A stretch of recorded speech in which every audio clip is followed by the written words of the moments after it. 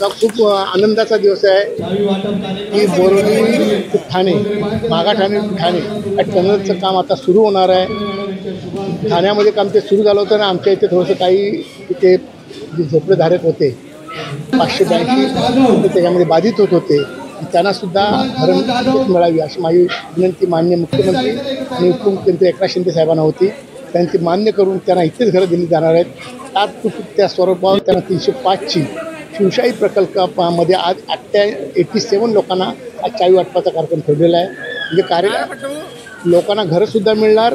आता त्यांना allotment letter दिलेलं आहे, हमीपत्र दिलेलं आहे आणि त्यांना चाव्यासुद्धा दिलेल्या आहेत। लोकांना घरंसुद्धा बघून आलेली आहेत आणि त्यांना आता तिथे घरं दिली जाणार।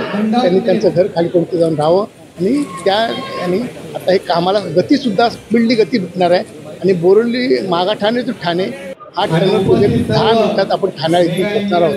याबद्दल हा प्रोजेक्ट आता सुरू होईल, याबद्दल आम्हाला खूप आनंद आहे।